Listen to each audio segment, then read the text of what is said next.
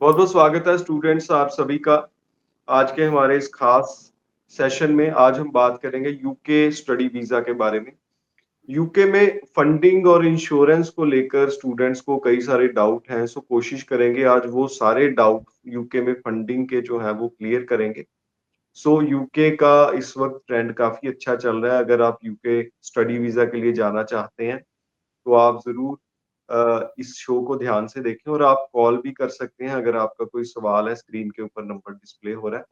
आज के हमारे गेस्ट हैं स्टडीज केयर से सीनियर कंसल्टेंट परमिंदर जी। परमिंदर जी बहुत बहुत स्वागत है, welcome. Thank you sir. So Parminder ji, funding का क्या रूल्स एंड रेगुलेशन है यूके में? फंडिंग कितनी शो करनी पड़ती है? कौन कौन फंडिंग शो कर सकता है? और तीसरा, फंडिंग में मिस्टेक्स कौन सी होती सर फंडिंग को लेके ना स्टूडेंट्स के काफ़ी क्वेश्चंस होते हैं। हमें भी कॉल्स वगैरह जब आती हैं तो स्टूडेंट फंडिंग का पूछते हैं कितनी फंडिंग चाहिए या किस फॉर्म में या कैसे चाहिए। तो मैं फंडिंग के ऊपर थोड़ा सी आज क्लैरिटी देना चाहता हूँ।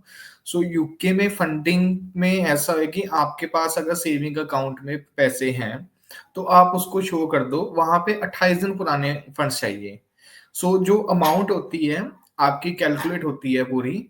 अगर आप लंदन में अप्लाई कर रहे हो तो जैसे जनवरी के बाद जैसे मैंने बताया था कि इसकी जो थोड़ी चेंजेस आए हैं तो थोड़ी इंक्रीज कर दी उन्होंने रिक्वायरमेंट्स फंड्स की।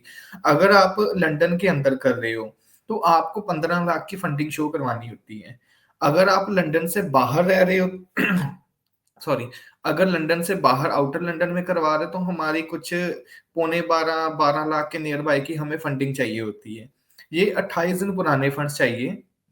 फॉर एग्जाम्पल आपने फाइल अप्लाई करनी, जैसे 1 दिसंबर को आपके अकाउंट में फंड्स आए हैं तो 1 जनवरी के आसपास अपनी फाइल आप लॉन्च कर सकते हो एम्बेसी में। तो ये फंडिंग चाहिए होती। फॉर्म में कैसे, अगर किसी की एफडी है वो चल जाती है, वो नेशनलाइज बैंक में हो, जैसे ग्रामीण बैंक हो गए, कोऑपरेटिव बैंक हो गए, उसमें फंडिंग नहीं शो होगी, वो नहीं चलेंगे। अगर आपके पास कोई लैंड वगैरह सेल करी है उसकी फ्रेश फंडिंग आई है वो भी फ्रेश भी चल जाएगी। एजुकेशन लोन आपका, वो आपका पूरा चल जाएगा, उसका सैंक्शन लेटर साथ में लग जाएगा। एजुकेशन लोन आपका सिक्योर्ड है या अनसिक्योर्ड है इसका कोई मैटर नहीं है। जैसे ऑस्ट्रेलिया में तो हमें सिक्योर्ड ही चाहिए होता है यूनिवर्सिटीज को, तो यूके में ऐसा कोई कंसर्न नहीं है।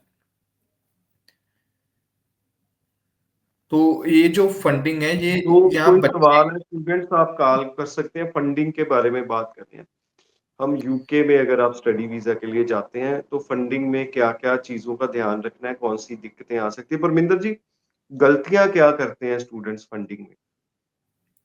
सर मोस्टली फंडिंग में प्रॉब्लम्स आती है जब उनकी फंडिंग पुरानी नहीं हुई होती है, या फंडिंग उन्होंने एज इट इज रखी हुई है और उसमें उन्होंने कुछ पैसे निकाल लिए या चेंजेस कर लिए, कुछ मतलब उसको छेड़खानी कर ली, तो वहां पे प्रॉब्लम आती है। तो यूनिवर्सिटी दोबारा से आपको फंडिंग के लिए बोल सकती है हमें इस ट्रांजेक्शन की, हमें एक्सप्लेन करो कि ये ट्रांजेक्शन आपके अकाउंट में क्यों हुई है, कैसे हुई और किस वजह से हुई है। तो मैं यही रिकमेंड करूंगा कि अगर आपने अपने अकाउंट में 15-20 लाख रुपए अपने फंडिंग अपने रखे हुए हैं तो उसको एज इट इज ही पड़े रहने दो, उसको छेड़ो ना, ना ही उसमें से कोई विड्रॉ करो, ना ही उसमें से कुछ ऐड ऑन करो। थोड़े बहुत चलो ऐड होते हैं वो अलग चीज है, लेकिन उससे निकालो कुछ ना। तो एज इट इज जब आपकी ये पुरानी हो जाएगी तो हाई कमीशन में आप अपनी फाइल फंड्स के साथ लगा सकते हो। सो जो फंडिंग है सर तो दूसरी। परमिंदर जी, ये तो फंडिंग की बात हुई। इंश्योरेंस में क्या अपडेट्स हैं यूके के इंश्योरेंस के लिए? सर फंडिंग में एक दो चीजें थोड़ी सी और क्लियर करनी थी कि फंडिंग में ना प्रॉब्लम और आती है कि स्टूडेंट के जैसे पेरेंट्स है, पेरेंट्स के अकाउंट में फंडिंग होती है तो उसमें ना साथ में बच्चों के पास बर्थ सर्टिफिकेट नहीं होता कई बार, तो वहां पे भी प्रॉब्लम आती है। अगर बच्चों के पेरेंट्स के पास फंडिंग शो करवा रहे हैं, अकाउंट में फंडिंग है, तो उनके पास बर्थ सर्टिफिकेट होना होना चाहिए और उसको इंग्लिश में ट्रांसलेट होना चाहिए। अगर इंग्लिश में है, बना हुआ ऑलरेडी इंग्लिश में है तो बिल्कुल ठीक है। अगर इंग्लिश में नहीं है, पंजाबी में या हिंदी में है जैसा कि पुराने होते थे काफी, तो उसको नोटरी करवा लो इंग्लिश में ट्रांसलेट करवा के, वो आपका आगे चलेगा। अगर स्टूडेंट के अकाउंट में फंडिंग शो हो रही है तो उसको कुछ भी बर्थ सर्टिफिकेट वगैरह शो करवाने की जरूरत नहीं है। जी, सो स्टूडेंट्स, आपका भी अगर कोई सवाल है यूके से रिलेटेड तो आप कॉल भी कर सकते हैं। अब बात करते हैं इंश्योरेंस से रिलेटेड। यूके में इंश्योरेंस जो करानी होती है उसके क्या अपडेट्स हैं? सर यूके में जो इंश्योरेंस है आपकी कोर्स ड्यूरेशन के ऊपर डिपेंड करती है। तो वहां पे कुछ प्राइवेट हॉस्पिटल्स वगैरह होते नहीं है, होते हैं बहुत कम होते हैं लेकिन काफी कॉस्टली होते हैं। तो यूके की गवर्नमेंट का क्या सीन है कि वो आपको बोल देते कि आप अपफ्रंट ही अपने पूरे कोर्स के अकॉर्डिंग हेल्थ इंश्योरेंस करवा लो। और किसी स्टूडेंट को वहां पे जाके कोई प्रॉब्लम आती है, खुदा ना खास्ता कोई बीमार होता है या कोई एक्सीडेंट होता है उसको, तो उसका जो इलाज है वो बिल्कुल फ्री में होगा। उसको कोई भी एक्स्ट्रा चार्जेस वगैरह वहां पे करने की जरूरत नहीं होती। जो टेस्ट होंगे, जो मेडिसिन होगी, सारी फ्री होती हैं गवर्नमेंट से। तो इसमें इंश्योरेंस में क्या होता है, फॉर एग्जाम्पल बच्चे का अगर कोर्स है 1 साल की, मास्टर्स लेके जा रहा है, उसको 776 मतलब लगभग ये 80,000, 80-90,000 के आसपास पड़ा। तो वो साथ में पे करना होता है उनको, प्लस आधे साल का और 6 महीने का एक्स्ट्रा ऐड इसलिए करते हैं कि जैसे स्टूडेंट 1 साल के कोर्स के लिए गया है, उसका 1 साल पूरा होने वाला है, लास्ट डे पे उसको कोई एक्सीडेंट हो गया या भी कुछ भी हो गया, तो दोबारा उसको फिर प्रॉब्लम ना आए, इस वजह से 6 महीने का एड ऑन होता है। वो ऑटोमेटिकली जब हम उसमें फीस वगैरह सारी कैलकुलेट करते हैं, ऑटोमेटिकली उसमें 6 मंथ का ज्यादा आता है। तो ओवरऑल अगर मास्टर्स के लिए बच्चा जा रहा है तो उसको पड़ेगा अप्रोक्स अप्रोक्स 1.25 लाख के नियर बाय। और बैचलर के लिए अगर जा रहा है 3.5 साल का पड़ेगा उसको, तो वो अप्रोक्स 3 लाख के नियर बाय पड़ेगा। परमिंदर जी, अब थोड़ी बजट के बारे में भी बात कर लेते हैं। +2 के बाद जिसने यूके में जाना है ग्रेजुएशन करने, उसका बजट ओवरऑल कितना है और बजट के एलिमेंट्स कौन-कौन से हैं? मेजर 4-5 जो खर्चे हैं किस-किस चीज पे आएंगे? सर यूके में ना मेजरली जो 4-5 खर्चे आते हैं, सबसे पहले तो आ गया आपकी ट्यूशन फीस, आपकी जो लिविंग एक्सपेंस शो करवाना होता है फंड्स, आपकी हेल्थ इंश्योरेंस और आपकी एम्बेसी फीस। इसके अलावा कोई और खर्चा नहीं आता, सिर्फ मेडिकल का आता है, वो 3 से 4 हजार का मेडिकल होता है नॉर्मली। इसके अलावा कोई और खर्चा नहीं आता वहां पे। तो इसमें जो मिनिमम बजट है फंडिंग का, जैसे मैंने बता दिया कि लंदन और आउटर लंदन की 15 लाख और पौने 12-13 लाख के नियर बाय पड़ती है। तो वो फंडिंग आ गई, वो शो करवानी। प्लस ट्यूशन फीस ना डिपेंड करती है यूनिवर्सिटी टू यूनिवर्सिटी है। वो आपकी कई यूनिवर्सिटी 6 महीने की भी ले लेती हैं। तो वो आपका अगर 6 महीने की मैं फीस लगा के चलूँ तो आपको मैक्सिमम टू मैक्सिमम 11 लाख के नियर बाय सारा कॉस्ट पड़ जाएगी। Tuition fees, embassy fees, health insurance वगैरह पे करके सारा 11-12 लाख।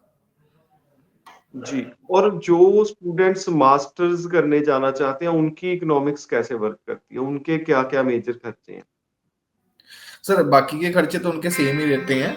बस उनका जो है बस उनका जो है कि वो हेल्थ इंश्योरेंस है वो कम जाती है। अगर मान लो 6 मंथ की फीस हम पे करके जा रहे हैं, स्टूडेंट कोई जा रहा है, तो उसकी 7, 7.5, 8 लाख की फीस आएगी, मैक्सिमम टू मैक्सिमम 10 लगा ले। और 1, 1.25 लाख की इंश्योरेंस और 50,000 60,000 की एम्बेसी फीस, तो उसको अभी 12 लाख के नियर बाय हो जाएगा, क्योंकि मास्टर्स की फीस थोड़ी सी ज्यादा होती है कंपैरेटिवली बैचलर डिग्री। जी। सो स्टूडेंट्स, हम यूके स्टडी वीजा के बारे में बात कर रहे हैं। आपका भी कोई सवाल है तो आप कॉल कर सकते हैं। परमिंदर जी, यूके का ट्रेंड कैसा चल रहा है? सक्सेस रेट कैसा है? रिफ्यूजल अगर आ रही है तो किस केस में आ रही है? सर यूके का जो ट्रेंड है इस टाइम पे काफी अच्छा जा रहा है। मोर देन 92% जो वीजा सक्सेस रेट है वो है। हाँ, जो रिजेक्शंस आ रही हैं वो अगर किसी की डॉक्यूमेंट्स में कुछ प्रॉब्लम है, जैसे कोई फंड्स का इशू आता है, जैसे मोस्टली हमारे पास काफी केसेस आते हैं कि यूके में उनकी फंडिंग को लेके प्रॉब्लम आई है, तो उस केस में दिक्कत आती है थोड़ी। अदरवाइज यूके बहुत ही इजी है वीजा प्रोसेस, एंड वीजा लेना भी इजी है। हाँ, बच्चा थोड़ा सा अपने कोर्स को लेके थोड़ा रहे कि उसको पता हो कि वो क्या पढ़ने जा रहा है, क्योंकि वहां पे इंटरव्यू होता है यूनिवर्सिटी की साइड से। तो बस उसको ये चीजें पता हो थोड़ा, तो वीजे में कोई प्रॉब्लम नहीं है। परमिंदर जी, स्कॉलरशिप कितनी मिल जाती है यूके में +2 वाले स्टूडेंट्स को? स्कॉलरशिप सर वैरी करती है कि कौन सी यूनिवर्सिटी जा रहे हैं और बच्चे की प्रोफाइल कैसी है। मिनिमम आप 1,000 पाउंड से शुरू हो जाती है वहां पे स्कॉलरशिप, एंड मैक्सिमम वो चली जाती है कुछ 5,000 पाउंड के आसपास। और उससे भी ज्यादा है, बट वो बहुत टॉप रैंक यूनिवर्सिटीज हैं उनमें है। मतलब एवरेजली मैं मान के चलूँ 1,000 पाउंड से लेके 5,000 पाउंड की स्कॉलरशिप मिल जाती है इजीली। सो अभी प्रेजेंटली अगर +2 वाले स्टूडेंट जाना चाहे, कौन से इनटेक में अप्लाई कर सकते हैं और डेडलाइन कितनी दूर है? सर यूनिवर्सिटीज की डेडलाइन आनी स्टार्ट हो चुकी है। तो अभी कुछ यूनिवर्सिटीज की अभी रिसेंटली हमें ईमेल्स आनी स्टार्ट हुई हैं, तो उनकी जो लास्ट डेट है एप्लीकेशन सबमिशन की, किसी की 10 से लेके 20 दिसंबर के इन बिटवीन की है मोस्टली। तो अभी जैन टेक अगर बच्चों ने करना है, जिनके पास फंडिंग वगैरह रेडी है, तो वो अपना जैन टेक के लिए फाइल सिक्योर कर सकते हैं अपनी, ये 2-4 दिनों में ही अप्लाई करवा के। अदरवाइज फिर उनको जो नेक्स्ट इनटेक है वो उनको मिलेगा या तो मार्च अप्रैल वाला है, छोटे रोलिंग इनटेक्स, या फिर सब जो मई वाला इनटेक है वो। सो स्टूडेंट्स, आज के सेशन में इतना ही। कोई भी आपका सवाल है या आप नंबर नोट कर लें। बहुत बहुत धन्यवाद। Thank you Parminder ji. Thank you sir.